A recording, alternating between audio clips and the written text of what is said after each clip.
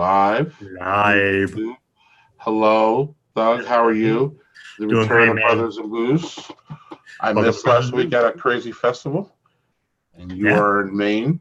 What you drinking? Mhm. Man, I am going straight up with one brewery tonight because they were one of the most interesting mixer of flavors that I think I've run across and maybe ever, to be honest. That sounds like hyperbole. I'm telling you, it's not. So it was one that somebody threw across, like Jill posted something in the beer group about, hey, we're in Ellsworth, Maine. What's to do there? Like one was Airline Brewing, which we've been to before, which was really good. And the other one I mentioned how was Fogtown Brewing, which I'd not heard of. So we went there. It's a cool little spot. You know, Fogtowns is just this kind of little hole in the wall side of the place thing. It's really great. We walked in and they had, I believe, 12 things on tap. So Jill and I got, 6 tasters. The first time I drank, they actually didn't have a taster. It was cans, like they had cans to go. The can they had to go, but they said they'd only had a case of it left was their spruce ale. It's a spruce pale ale called Studwall. So this one is, just kind of, it's got just kind of simple label, but it's really good. There's their logo for those who can see the website. So it reads, pale ale infused with spruce tips, handpicked on Mount Desert Island, Maine, and dry hopped with Azaka hops. So I, being on vacation, do not have any fancy beer glasses, so I'm going to be using taster glasses that they have here, and I'm using clear ones. So here we go. Frogtown was founded in 2017. They're 2 years old. Yep. So here's how it comes out. Now notice it's a pale ale. Look how dark that is. Yeah. So I believe that's due to the spruce, but man, it's really way darker than a regular pale ale. And the spruce is just like punching you in the face right out of the gate. Like as you smell it, it's just really sprucey. So here we go. Piney one, it sounds like. Mm-hmm. Let's see. Frogtown is located just outside of Arcadia National Park. Yeah, it's not far at all. Maybe 15, 20 minutes. So it's a really good pale ale. I can tolerate pale ales a little better than IPAs, although I do like hazy IPAs now. I've kind of moved to that group. But like what's really great about it is you have that nose of the spruce just comes up, and the flavor isn't quite as pronounced, but man, it just blends super well with the hops. So yeah, they blend that together where I was just like Jill and I well, we don't want to make it like we're drinking gin, like gin beer was what we were worried about. Mm-hmm. Nothing like that. It's got the right amount of hops, right amount of pine. It's really, really good, really refreshing. And it's not for me quite a lawnmower beer. It's almost like that borderline between summer and fall where you're in the middle. You're not quite fall, you're not quite summer. But I think it's just because of the pine and the spruce notes that make it feel a little bit more fall winterish. But man, really super good. So it has more body than a sessionable ale. Mm-hmm. Very much so. So yeah, that is really good. I'm extremely excited about the beer I have here. I'm looking forward to it too. There it is. It's Studwall.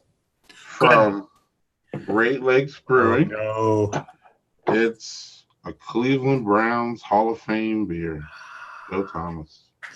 Yeah. One of the best Cleveland Browns ever, definitely since the expansion. The story behind this beer is that I was in Cleveland. I was headed to Fresh Fest. I stopped in Cleveland for 2 days. I was hoping to get into Browns camp. Didn't happen. They're playing.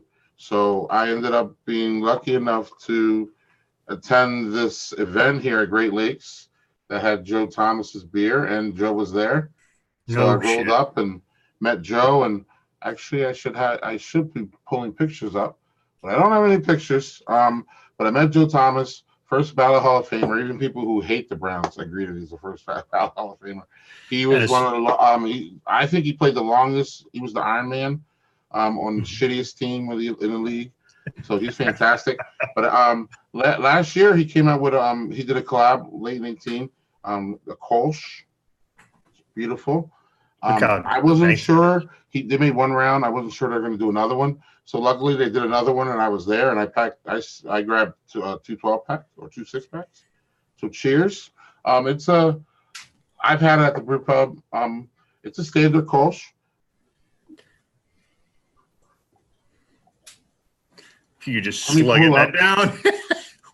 Oh, it is so.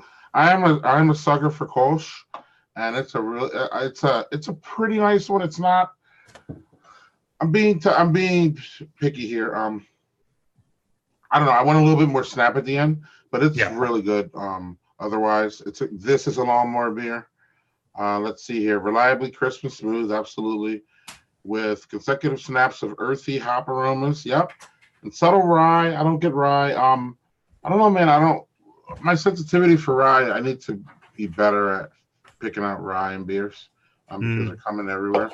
But no. So yeah, this is the Joe Thomas Kolch. It's fantastic. I love it.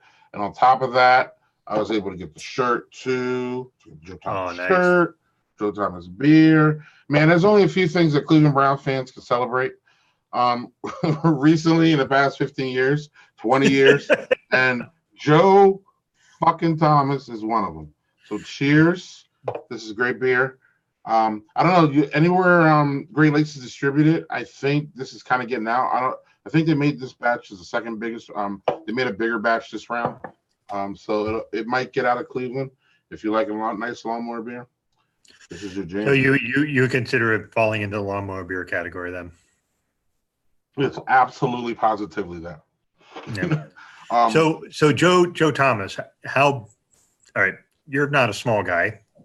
How big is Joe Thomas? Because it appears to me that he's rather large. Joe Thomas the pictures show he was like this much taller than me, and I'm 6'6", in between 6 and 6.1. I'm like 6.5, so that's where I'm at, and he's like 6'3". But Joe is skinnier than me. I'm wider than Joe. Joe lost a lot of weight. He's also said in the past that he had a lot of these guys. Gronk's another one. They have problems keeping the weight on. We just see them as like monsters, but some of these guys have to like pack it in to keep the weight on. Apparently, Joe was one of them because not the second, but like 2 seconds after he was done playing, he was like skinny. He was half of himself. Yeah, and that was part of the reason people were like, "Hey, Joe, we got Baker Mayfield. Come back and you can." And Joe's like, "I'm too skinny for that now." Yeah.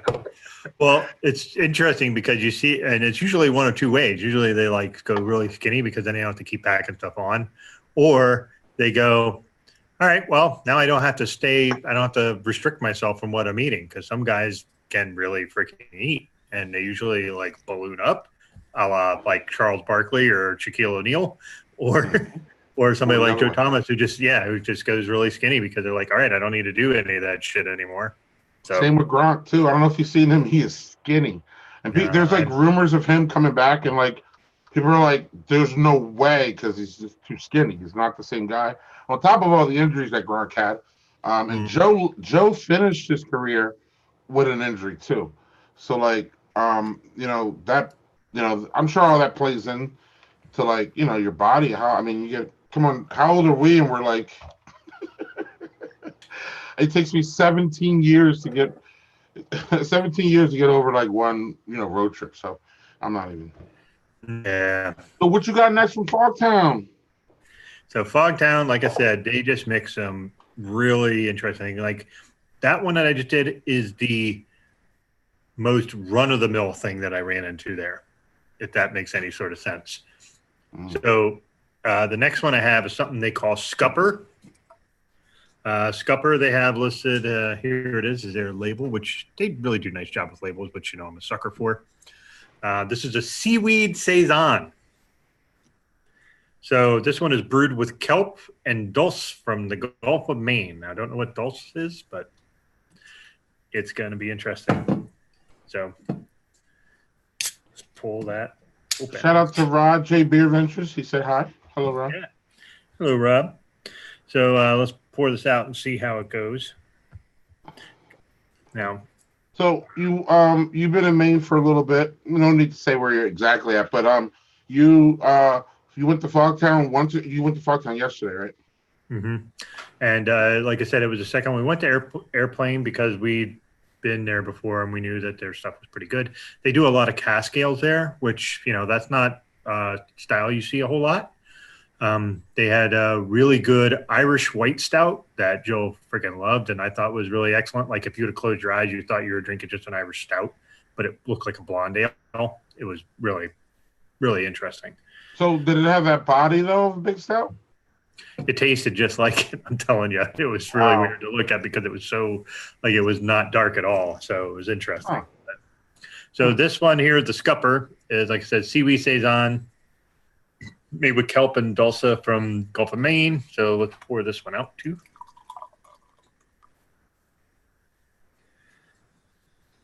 So this one, as you can see, is a little lighter than the other one. It's not quite clear, but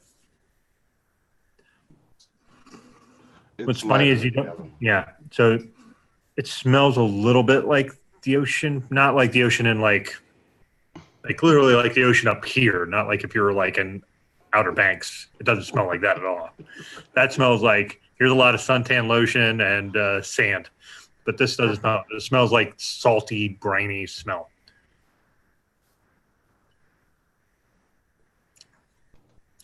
Which is exactly what you get in this. It is almost like a ghost of session ale. Like it's the salt elements in it are just like popping all over your tongue. Lawnmower, shower, where are we at? Maybe lawnmower because like I said, you get that salty element and it's still the Saison. So I don't know. It's so unique. Like like who puts kelp and stuff in their beer? This is just something that I wouldn't have thought. And they were just like, let's throw it in. And man, this is spruce needles or something. That's spruce needles in the other one, and spruce tips is what they put in the other one. This they put kelp in. So I'm like, all right, let's go with it. And I will say another beer they had that I wish they would have had in cans that I would have gotten if they had.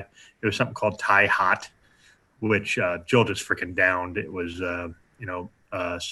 spiced beer that was just, it was light, but it was like eating Thai food in a beer. It was just I was gonna say after you said Thai. Mm-hmm. And wow. And the heat in it was just like right perfectly on the edge where it was like you got that nice little burn, but it wasn't like you were going, ooh. No, it wasn't like that at all. And I wish they would have had that in cans because I would have gotten some of that because that was just superb. And I'm not I'm a sucker for Thai too. Yeah, and I am not a spicy beer fan. I'm not a fan of that stuff. And I like Jill got it and tried to sample, and she goes, "You have to try this." And I was like, "That's freaking awesome!" Like I was so pleased with that. And then she picked this, and I'm glad she did this because this was just really, really unique.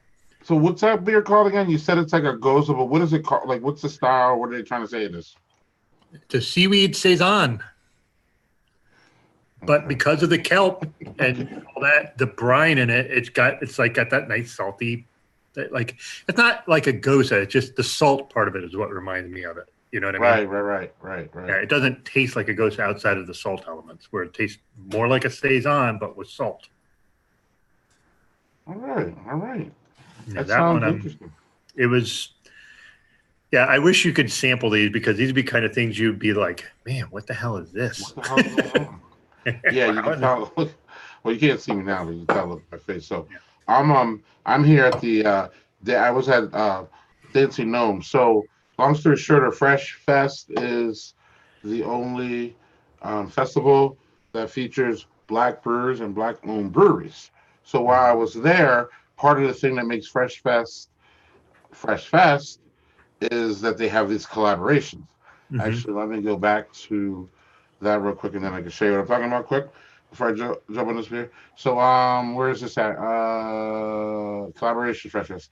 So they have collaborations. What they do is they collaborate with a brewery, and then either a black brewer or somebody that's either in the industry. So you'll see Ale Sharpton here. I'm probably not familiar with him, but he is a blogger out of Atlanta. He's an OG blogger. He's been around forever, Ale Sharpton. So he did a collaboration with New Belgium Brewing. Nice. It's called Piano Keys. It was fantastic. It was one of my favorite beers there. Unfortunately, it's not out in distro yet, but Ale said this might be coming out. He's just a great guy too. Funny thing about it is he picked Ale Sharpton long ago, and it wasn't because of Al Sharpton. He just picked it because it's one letter off of Al Sharpton, and it was just like an edgy thing, and it was something that people could like grab onto. Long story shorter, he met Al Sharpton earlier this year. Al Sharpton. So it was really cool. Al Sharpton he's an amazing guy. He's really cool. What's going on? So what style was that beer, that collaboration? It was the specific one, Ale Sharpton in New Belgium, which I like. Piano Keys. It was an imperial stout. It was all your speed, Doug. It was amazing. And it was so smooth out that you didn't know that it was 11%. And it was just nice. In fact, I even had it they had a brunch on Sunday, and it was the first one I got at like 11 in the morning. And I usually don't look for stouts at 11 in the morning, but this one, it just worked, man. It was just amazing. So anyway, to not take up too much time, as you see here, 2019, they have all these different collaborations. So that's what makes Fresh. One of the things that makes Fresh Fest unique is that all of these beers you can only get them at Fresh Fest, and they were generally all very, very good. So one of the collaborations that I just showed you is Nappy Roots. I'm not sure if you're familiar with them. They are a reggae band, Nappy Roots, and then they did a collaboration with Dancing Gnome. So this is that beer. I'm going to. I really like using this this board here. I'm going to go here, and then we're going to see what it says. So Bluegrass stained. It's right there. It's a DIPA. Jesus. 8.5 double IPA brewing collaboration with Nappy Roots Fresh Fest. We brewed this one with juicy English yeast. Oh, smells so good. I had this I did have this at the not only did I have it at the fest, I had it at the brewery. It's hopped thoroughly with Citra, which you can smell right once you open this. And really brings out the fresh shooting flavor. So it's a big, juicy, lovely IPA. So we're gonna see that here. Look how thick that is. And look at that. That looks like friggin' orange juice. Juice bomb, right? And it's great because I visited. Dancing Gnome was one that everybody. There are two breweries that people were screaming at in a group that I should go to. One was the church brewery, and I didn't burn. Which looked awesome. I didn't get set on fire. And which is good. It was close though. Now, and two was Dancing Gnome. So I waited till the Dancing Gnome Fresh Fest was over. I went to Dancing Gnome and then I headed out. So but when I got there, they had a bottle release of this. So I didn't know that was going on, so I ended up being able to take some home and to show to you guys. So here we go. Cheers. In my Fresh Fest glass. Very nice. Beautiful. So what notes are you getting? This brew is everything it says it is. It's a double. It's fresh. It's hoppy, but it's not. Let's see. What are we talking about IBUs here? Do they give us IBUs here? No, they don't. They give us 8.5, which is pretty. It's in that range for double IPAs. Again, this is a juicy. I wouldn't say it's a juice bomb. It has that balance to it. It's just refreshing. It's great. If this is your style, this is what you like. You'll be happy with this. This is great. So hazies, are they normally done in double IPAs? I feel like that's not something I've seen a lot of. Yeah, and I don't even know if we can go.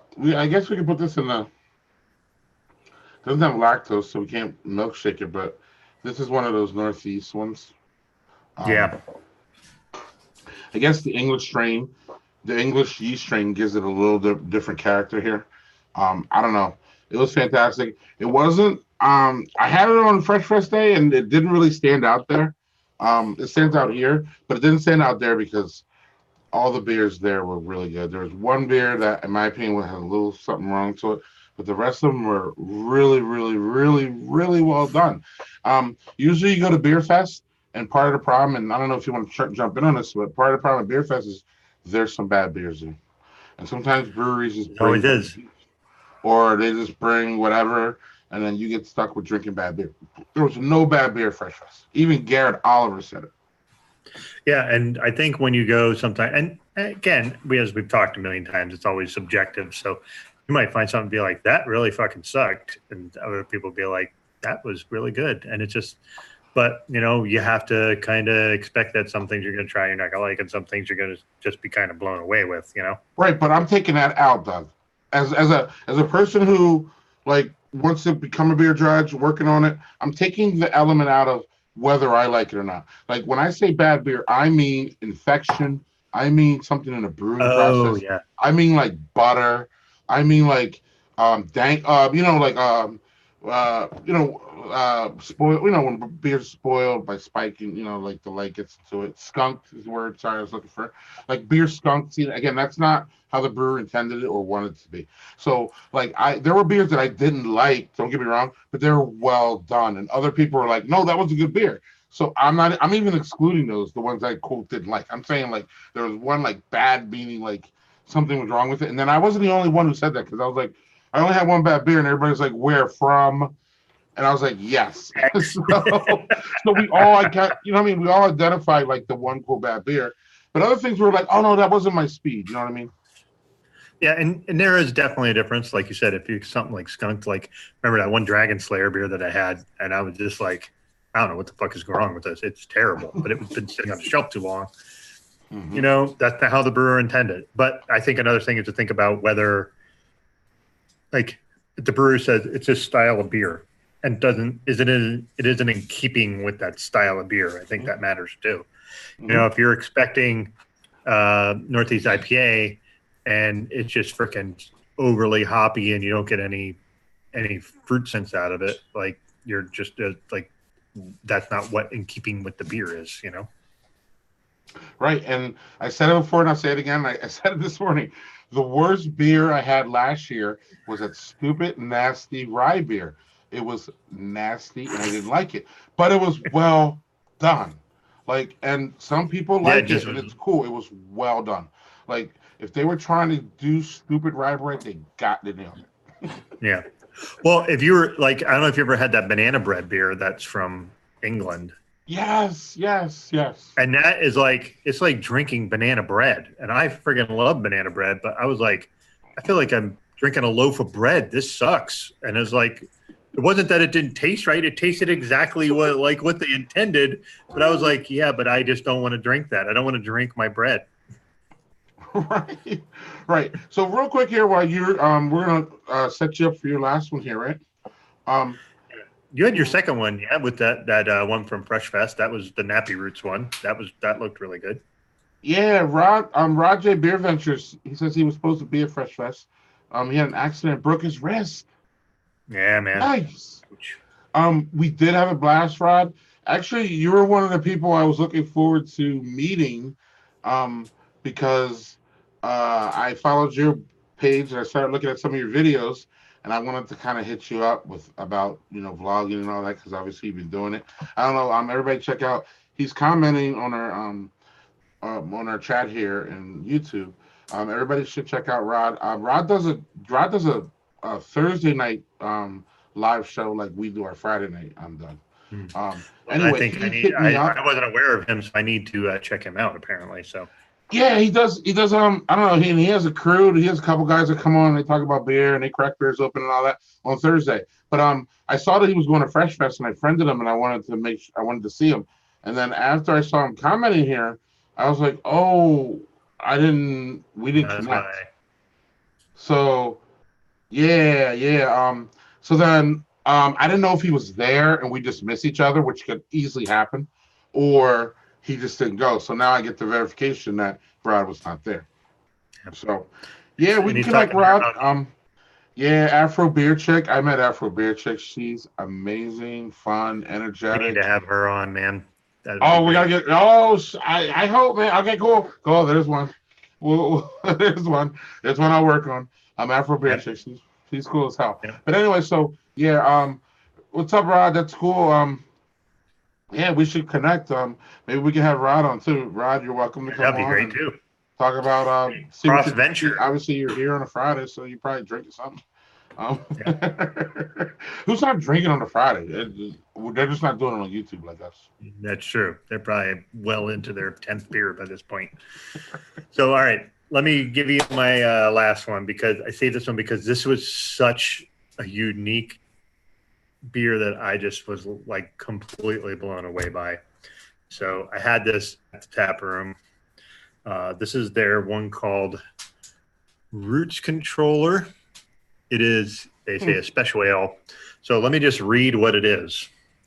So it is an ale infused with fresh ginger, lime, and molasses, then aged on a rum barrel oak. I'm guessing that's an oak rum barrel, but my God, the flavors in this are just like it's like you're drinking a Jamaican beer, but like drinking Jamaica in a beer. I don't know how to explain that, but that's what it feels like. Okay. Have you ever been to Jamaica? No, but this is what I imagined that I would run into if I was there. Sure. Rum, right. But just like you get on the nose and just right out of the can, just when you open it, all those flavors that they mentioned, all there. Ginger. All of them. Maple. Ginger, lime, molasses, rum, all of it right in your nose, right out of the can before you even pour it. Anyone stronger than the other, or is it just like a balance? No, here's the thing. So the first one that I had was actually the strongest at 6.3 ABV. The Scupper was 5.8, and this is just 6. But I'm going to tell you, man, this just knocked my freaking socks off just with the amount of flavor they put in it. All right, Rod. So yeah. Ooh, whoa. Look at that. It is almost. What the hell? Yeah, it's like it's yellowish brown. It looks like just like you having sludge in a glass. That like looks like, yeah, at the brew pub that I work at, that looks like when a brewmaster gets like the bottom part of like the fermentation. Yeah, we're all the sediment in. Yeah, and he gets it out. Right. I'm going to tell you though, this is just something to behold to drink. Huh. It looks thick as. Does it drink that thick? It doesn't drink thick at all. But so all right, so you take the sip. Let me do it again just to kind of make sure I'm getting this right.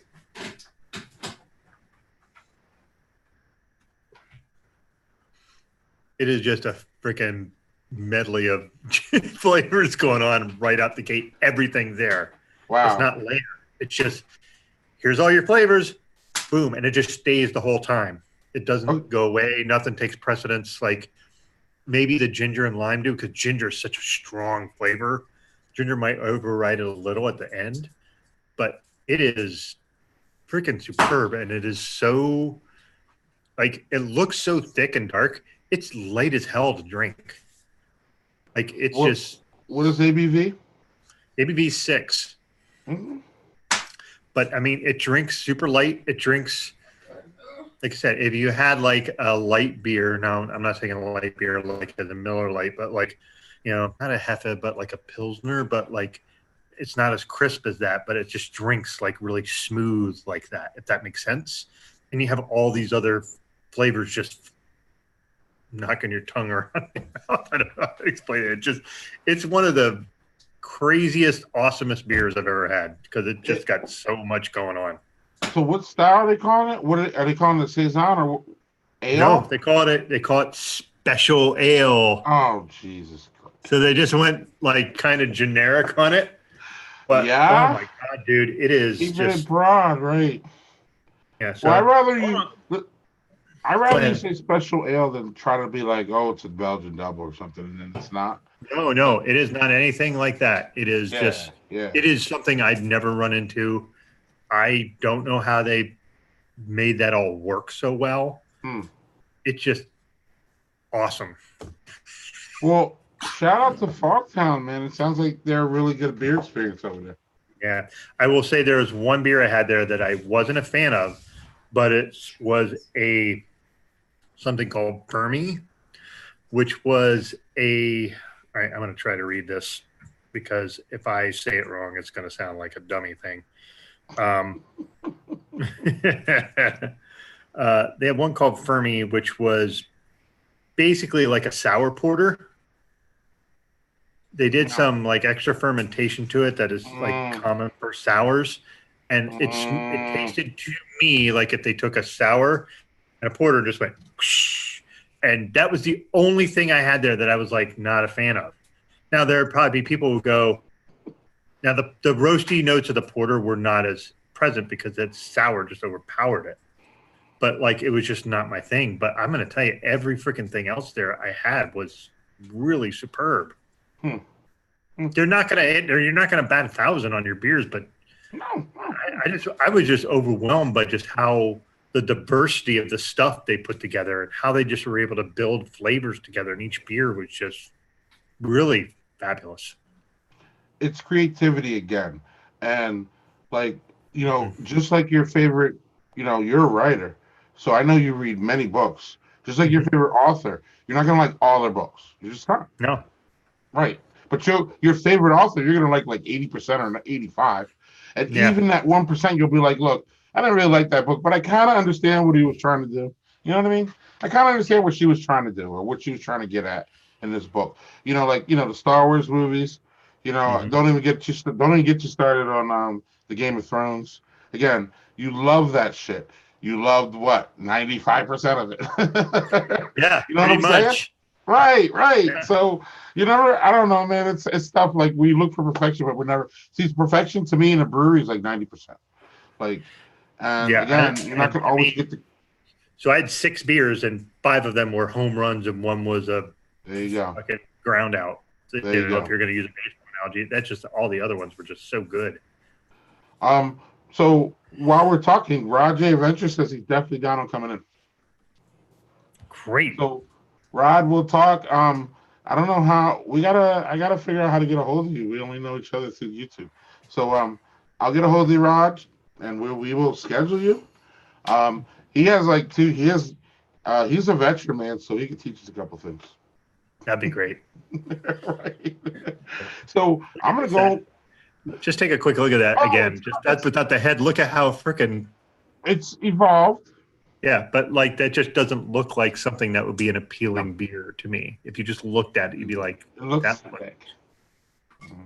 But no, it's all right. So I'm gonna figure out a fucking way to send you one of these because I have to have you have one of these. I'm serious. It's that good. We'll talk on the side. I owe you a shipment anyway. I have a bunch of beer shippers, so I'll just send you a beer shipper. Is what I'll do.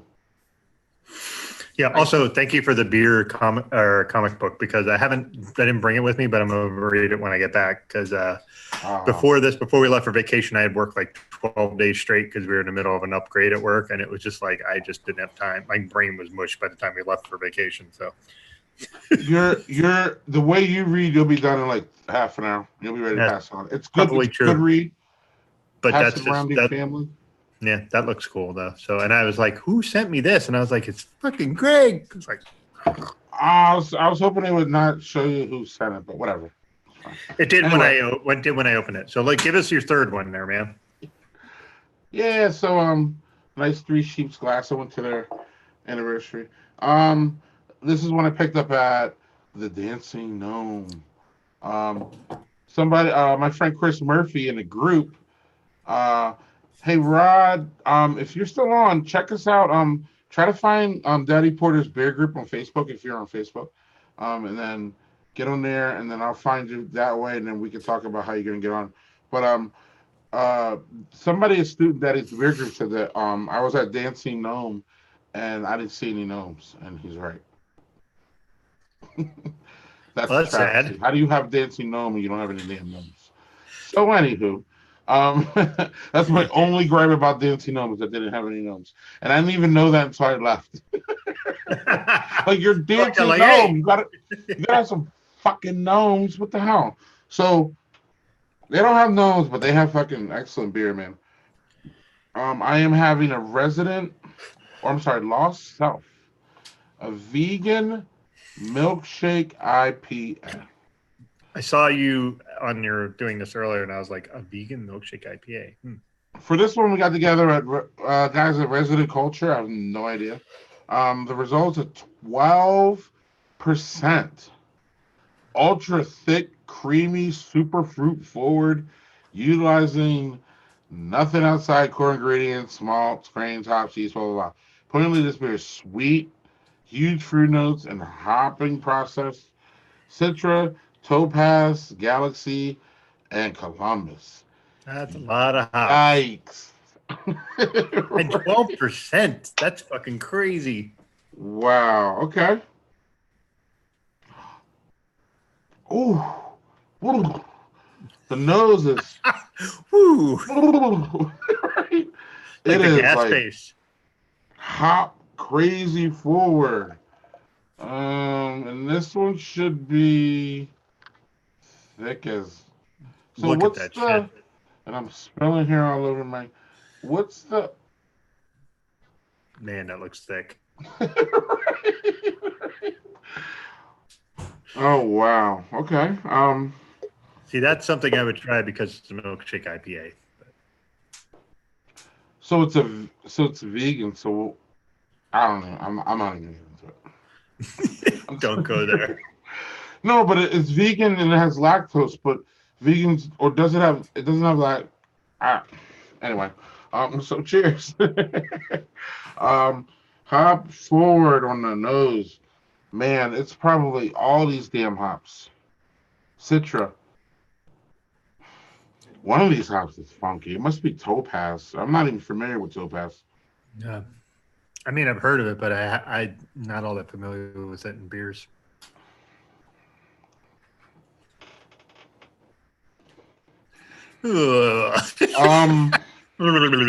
Wow. Okay.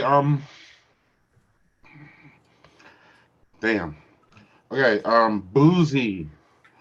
Um. Alcoholic at the end. Boozy. Boozy, Not but as juicy. sweet as it's sweet, but really there's an alcohol tinge to the end. You know, it's at 12%. Mm-hmm. It's thick. It's delicious, man. Don't get me wrong, it's delicious. But I'm just trying to like describe this. This is different. What are we looking at here again? You said 12%. So yeah, let's put this up here again real quick. So the beer is sweet, huge fruit notes and hoppy process. Yeah, I don't know, man. It's this Topaz, and I'm not really familiar with Columbus. Citra, everybody knows.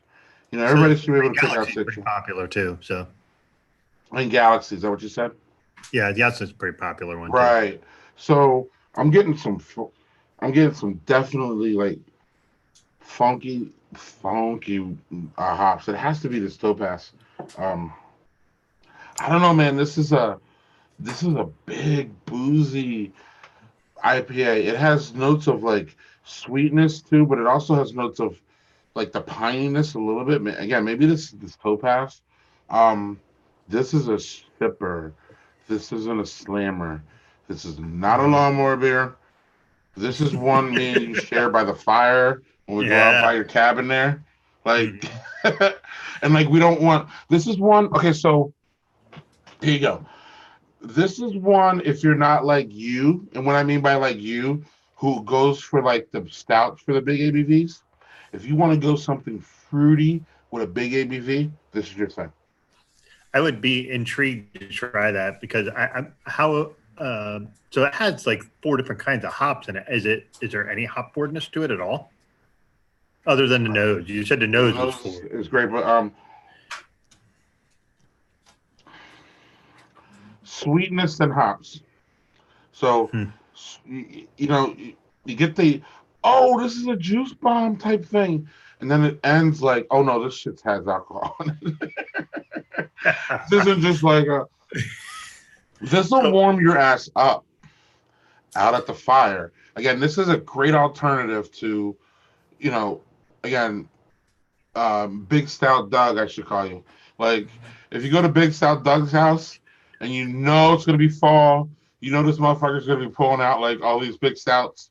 You'll be like, look, I'm gonna bring this nice big IPA. It'll be like a good balance to it. This will be again. This is a great alternative to people who want big ABVs but don't want the stouts and the roastiness. I'm with you. I prefer the stouts and the roastiness. But this is, I don't know, man. Dogfish Head 120. Okay. You know that crazy? Is it? Yeah, 120. Yeah, I've had that. Yeah, I call that beer mess, and I don't like it. But that's what they kind of. That's what they. This is what this is where we're at in that realm. This is better than that. Okay. Well, I will say with the Dogfish Head IPAs, the one that I actually do like out of that is 75-minute, which is a smaller batch that they make.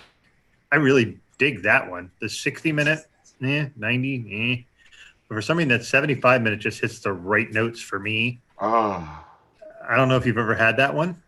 I've had 90, 60, and I've had them all actually. My favorite is 90. Yeah, well, see, the 75 was something I ran into at a brew pub that they just happened to have a fistful of it. I was like, all right, well, let me try some of that. And I was like, all right, that's right there. That's exactly where I want some. If I'm going to drink something like that, I want that.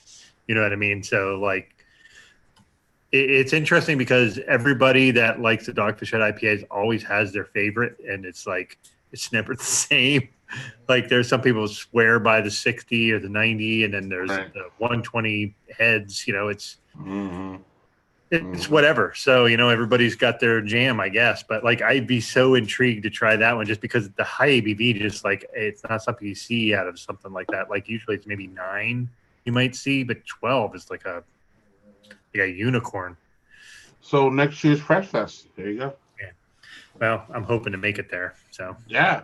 Man, I think you and the lady would love it. Because again, I you guys are both beer drinkers, but it's not just a beer drinking event. There was multiple. There was distilleries there. There was vendors there. The food was the best food I've ever had. In fact, I was texting a lady like, is this a food festival? Because the food was so good. And like when you're at a festival too, like when I'm at a beer festival, I'm not really there to eat, and I don't want to eat. I don't want to fill my stomach. I want to try beer. But the best part about Fresh Fest, if you do like the VIP and get in early, it's a 9-hour event. So like you're not 9 hours? Goodness. Yeah, it started at 12. The podcast started at 12. And like before the podcast, they had beers there, the sponsor beers and a lot of the collab beers that were just handing out. We were just drinking. So it literally started at 12 and the beer fest ended at 9. So and I was good to go. You didn't see anybody you didn't see and like what you see at sometimes the other beer fests, you didn't see people passed out. You didn't see drunken people. You didn't see anybody being hauled out because everybody, in my opinion, paced themselves. And again, the food was so good that like you had to get some of that food. So like the food and the beer, you're just not gonna. And again, it wasn't like a normal beer fest where like I didn't feel I had to go and try everything. I just felt that like I just needed to go around, socialize, and just drink as much as I could, but just be good about it, you know. And I don't know. I think everybody had that. I think if you can go through that, because like one of the beer festivals I go to every year, and they didn't have it this year, was Omegang's Belgium Comes to Cooperstown, and there are folks there who are there to try. All right, give me your weirdest thing, or like what's the most unique thing I can find. But a boatload of people there just get hammered, and like you've been to those, and it's just that's not a fun time because you run into just people who, you know, you're hammered, and I don't want to talk to you because you're not making any sense, or there's people throwing up or whatever. Hey, that's part of some of the beer festival scene. But what you're describing is something that I would find more interesting because then I could like, all right, let's try this stuff and then we could discuss it. And like, you know, it seems like kind of more of an intimate venue is what I'm gathering. It seems like that's how it was. Not intimate in that like it's only a handful of people. I mean, like, you know, a big beer festival like that, you're just like, it's fucking thousands of people and you're just like, this is just crazy. I'm not going to be able to talk to anybody. And I'm a talker. So like, I just want to talk to people about beer. Right. And I don't know. You know, I'm a talker too. Obviously, that's why we're here. And which is why we fight for time. Yeah, and I was able even to talk even when they had bands and stuff. So someone, you know, me and you have talked about this on the show. One of my pet peeves about breweries, which I don't like, and again, I'm probably like the last person. Everybody probably likes it, and I don't, and that's fine. But I don't like bands and breweries. I just don't. It's just not my thing. Even if it's my band, like to me, the sound's never right. It's always either too loud. And I go to a brewery to connect with people, like you said. I go to a brewery to talk to people. Most of the time, I want to go and talk to people. So, like even last night, I met my new graphic artist. Long story short, we were supposed to meet at a brewery, and the band, like when I got there, the band was blasting out of the brewery. You could hear it. So I'm like, can we go up to this other brewery here? And he's like, yes. And then we were able to, and I was able to talk because I need to talk to you. I want to talk. So yeah. Well, Fresh Fest is great because even when he had the bands, you were able to go places to talk to people. It was just always a good place to talk. Fresh Fest is amazing. Again, go. In fact, at one point this week, I said I want to stop talking about it because I don't want it to get to be. It was the second year this year. There was 3,000 people. I don't want to get to a point to where there's like 15,000 people and it's ruined. You know what I'm saying? So like, I'm like, yeah. I love Fresh Fest, but like, we almost gotta hold on here. Yeah. But no. Well, I just don't want too many people to go. But other than that, though, man, it's a great weekend. If you guys want to go, we should just go and get an Airbnb. We can stay together the whole weekend. We could let's do Uber that. Yeah. everywhere. It That was would be fun. That'd be fun. So I have to say, I have to agree with you when going to breweries because one, I'm partially deaf, so like I don't let on very much to that, and like I'm using earbuds here because I don't have a microphone. But I will just say that like for me, if it's loud and it has all that background noise, that's a deal breaker for me to be able to hear anybody. Um, and so background noise in any environment, like if I'm at a restaurant or anything like that, I'm just kind of stupefied because I can't hear anything. So having a brewery that's a little bit more mindful of those things, where you can go and you can talk to the brewer, or you can talk to somebody who knows something about the process that's going on there. That's what I want to learn. I want to understand, hey, what's your thoughts on why you created this particular beer? Because either I like it or this was a little puzzling to me. So I'm with you, man. I'm totally with you. And it's like that particular, like going to beer festivals for me is I have a group of friends for that Omegang one that I go with, and they're all from New York City, and they all come. And the great part about that is I'm like the only straight person in that group that goes. So It's just like they just don't give a shit, and it's just like this is awesome. We're all just hanging out. Who cares? Yes. And we have such a good time. But like we all hang together, or actually, what we do is usually our group's big enough that we have like little small groups that go and do stuff. But it's never the same people. It's not like I'm going to go with these three people because I'm friends with them. It's like I'm friends with all you. Who's going where? All right, let me go try this, and I'll go this. But the idea of being able to go to a place like that and just actually genuinely talk to people while you're trying it. Is that would be great for me. So yeah, and I don't know. That's why I want to go. Everybody was opening to, and the shirts. I don't know if I sent you any of the shirts. The one shirt said, "I'll trade races for refugees." Yes, and I want that shirt. Yeah, it's funny because I sent it to the lady, and literally her next response was, "I just ordered that." So perfect. But those are again, those are icebreakers. So you see a shirt like that. What was the one shirt that said, "Am I drunk?" And then it said, "Yes, no, bitch, I might be." Bitch, right. That was awesome. And right. It was like a guy, it's a man and a woman who were standing together, like both. Yeah, there were a couple, and awesome. And there were a couple, and so how hard is it to walk up to them and just start talking? It's not like because they're wearing an invitation. Right. Boom. Right. So I met them. They're the Moors. They're great. I follow them on Facebook or now on Twitter, and I think I'm trying to get them in a group. But the point is that like that's the kind of atmosphere you're at. And you mentioned I think in pre-production, you're talking about Gary Oliver, and you didn't know who he is. Well, or you didn't know who Gary Oliver was before all my Fresh stuff came out.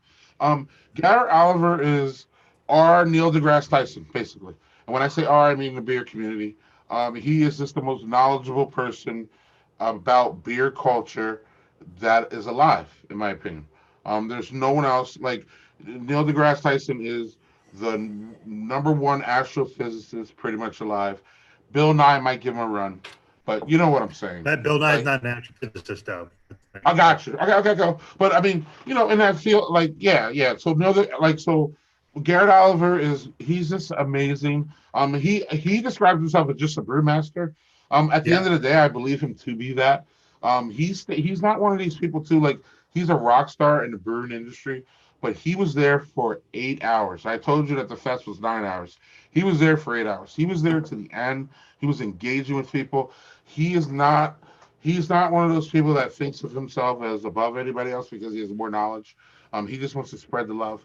And I will have to say a shout out before we wrap up our beers and go back about review our beers. Please check out the podcast and check it out, Doug, too, when you get a chance. Check out the podcast that was done live at Fresh Fest. It's just, in fact, very little of it was about beer, and more of it was just about culture and where we're at in life, and just him describing a little bit about Fresh Fest and just the camaraderie there and just the love that was there. And I don't know, man, I would say at the end of the day, it looked to me about 70% Black people and the rest white people. It was just in my opinion, it was a really nice mix. It could have been closer to 50-50, but at the end of the day, it was just an amazing event. Again, whether it be the food, whether it be the sponsors, Guinness was a sponsor, Trogs was a sponsor. All these breweries that did these collabs. Actually, let me put this up here real quick before we roll. All these collaboration breweries, I'm pretty sure most of them were sponsors. Oh, World Cloud Brewing and 11th Hour Brewing. These motherfuckers had the best beer I had. It was a lemon cake IPA, Doug. And let me tell you, I'm a lemon pie guy. I love the generic lemon pies. Me too. Lemon donuts. If you get donuts with the powdered donuts with the lemon. Yes, I like them. Yes, this lemon cake IPA, man, it was the shit. And I told everybody, I was like, "Did you get that lemon cake IPA at 11th Hour?" And I'm pretty sure it was with this world. It was a collab of World Cloud Brewing. They were just amazing. That was an amazing beer. I told everybody to get it, and that's what started to happen too. Like at the end of the fest, everybody was just like, "Did you get Piano Keys? Did you get the IPA?" There was a prickly pear. They did a prickly pear. I keep thinking it was a sour, but I'm not sure. But like, I don't know if you ever had prickly pear. They do some prickly pear margaritas. I love the taste of prickly pear. One of the things I had was a Shiner from Texas made a prickly pear one. Did you like that? Awesome. It was delicious. Yeah. And it was like that. It had that almost reddish pink color to it, and it was just really delicious. Those were my three favorite were Piano Keys with Ale Shopton and New Belgium. But I'm pretty sure all those breweries, again, don't mark me wrong, but I'm pretty sure all of them were sponsors. So I think either they gave the beer or something. But so I shout out to all of them, whether it be Dancing Gnome, Trogs, 11th Hour, New Belgium. I'm just reading them off here. I can't read them all off, but Union Brothers, Holiday Union Brothers, Voodoo. So all these places were 412, Burgers Brewing. All these places they were showcasing beers, and again, they're just great. I can't say enough. Again, Fresh Fest, man, it's just a different brewery. It's just a different kind of brew fest. I like to say it's more of a community than it is a festival, because again, you just go there. I went there I drove there alone. I knew I was gonna have one or two friends coming. I knew that, but I didn't even hang around with my friends. Like, I saw them a little bit, but it wasn't like I was in tow with my friends. I was in tow with myself, and I was just meeting new people, and all these people I put in my group. It's just great. We met the guy from Beer Geeks. I used to watch that show when I was coming up. What did you say? No way. That's great. Yeah, Beer Geeks TV. Again, it was just too much, man. So next year, unless something happens, I'm going. I know it happens the same week as the Great Taste of the Midwest, which is one of the other best beer fests ever. And I'm not just saying that; it's true. USA Today agrees with me. So I literally leave this beer fest, Great Taste of Midwest. It's literally, 10 miles? I literally go 800 miles for Fresh Fest, and I'll do it again. because that's not a tremendous drive for me. So like that's why I it's something where I think the reason that I was like really enamored with what you were showing me was like I don't see a lot of people of color in craft brewing, and I want to see more of that. I want to see more women. I like it just feels like a very white male dominated culture, and I want more folks I want more diversity in that, and I want to go see people who are making that happen. We do, and one of the things that was talked about was, again, how do we as Black people get more Black people out? Because it's definitely not about money, and it's not about we don't like beer. So there's a cultural gap there, and there's a gap where we don't know if everybody feels comfortable jumping in. So we just got to make it feel comfortable. We just got to scream and holler about it, and I'm doing my best about screaming and hollering about Fresh Fest. And I'm going to continue, and if you don't like it, unfriend me. It's really that simple. It's really simple though. Like, but I'm not gonna stop screaming and hollering about it because it's amazing. But yes, check that podcast with Garrett Oliver. You'll find out a lot about him, Doug. I think you'll enjoy it. I've told people I've been screaming about it, and I've gotten at least 3 people DM me saying I saw that podcast or heard the podcast and it was amazing. And you're right, it wasn't just about beer; it was about life too. So yeah, cheers, man. So let's wrap this up. Or if you so you start the wrap up. All right. So first thing, I did everything from Fogtown Brewing because I was just really floored by how well they were able to mix flavors. That and you're the theme guy. Yes, very much so. But the first thing I started with was a spruce ale.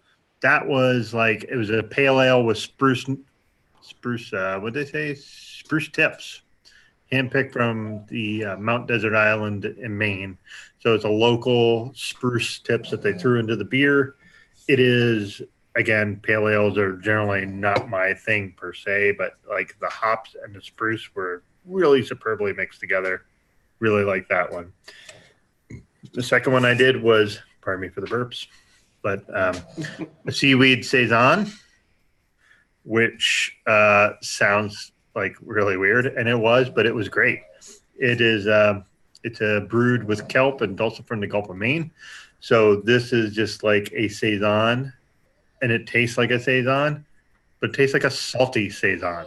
It's like I said it was Gosa with a saison mix. It's not that. It's just salty saison. That's the best way I can describe that.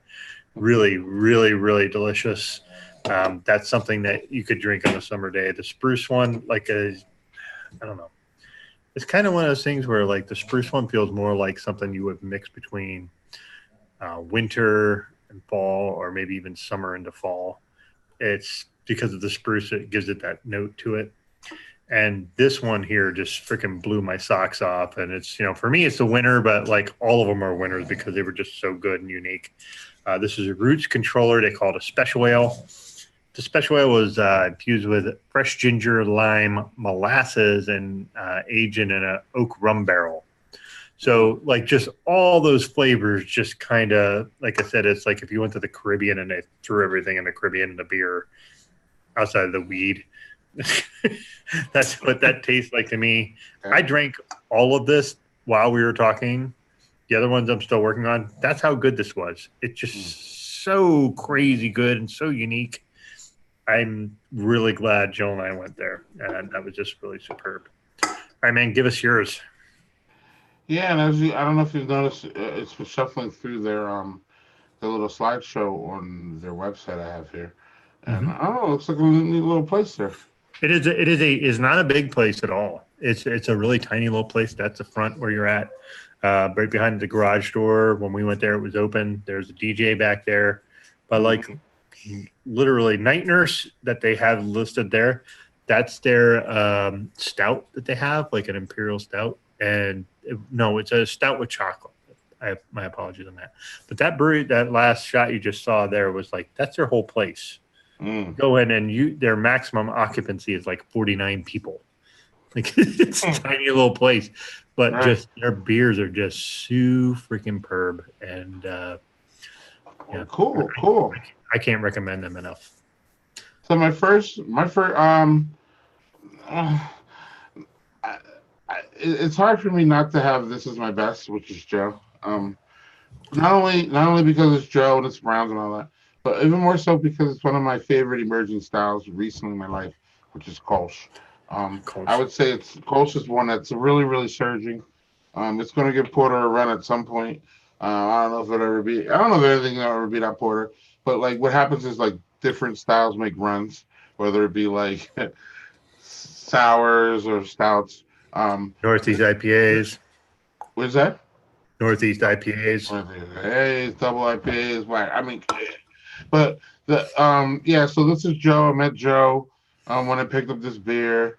Joe is a very nice, down to earth guy. Again, if he wasn't a Hall of Fame offensive lineman, he would just be any other normal guy. Great guy, great beer. Really good place. Great Lakes is a great place to visit, in my opinion, in Cleveland. I enjoyed the food there. The beer is generally pretty damn good. And you Overall, had your favorite porter there, by the way. They have my favorite porter there, Edmund Fitzgerald. My favorite commercially, like specifically, Edmund Fitzgerald is my favorite commercially wide beer that you can porter that you can almost get anywhere in America. So combine that with Joe's beer. I love Joe's beer. I can't wait to season's coming up, so I'll have some for the game. I can't wait. It's gonna be great. I didn't think I was gonna get any of this beer, so the fact that I have what I have, I just feel blessed and happy and all that.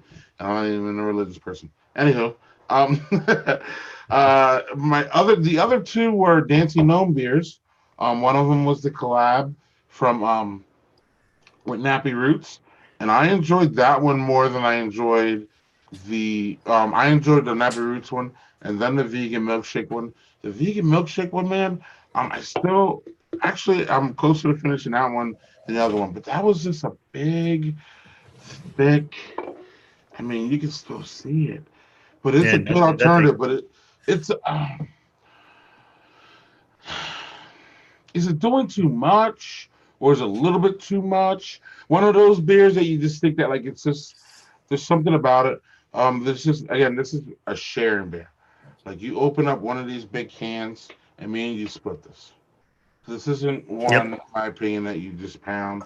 It's almost again the same respect that you would give to New Holland Dragon's Milk. You know what I mean? Like you wouldn't just down a Dragon's Milk, nor could you. You would sip Dragon's Milk with a friend. You open that up with your wife for a special occasion. You know what I mean? Like you're down by the lake in the water. Like this is that. This is a special beer. You don't just open this up and drink it. I know people are gonna open up and drink it. So my Joe beer and then the two Dancing Gnome beers were fantastic. And next week, hopefully, we'll have a special guest. And I think the week after that, we have a special guest.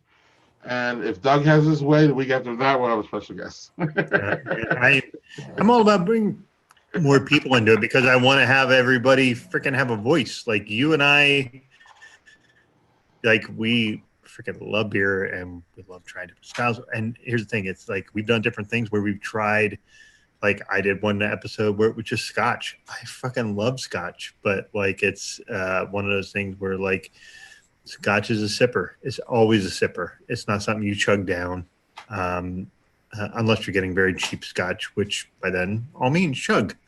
But like I just like having a diversity of voices no matter what it is. If somebody's into wine, if somebody's into gin, if somebody's into rum, I want to have those folks on so we can talk about that stuff. It doesn't just have to be beer. And you and I are both on that same level, which is why it's called Brothers in Booze. It's something where we're just, what do you like? Bring it to the table. Let's hear it.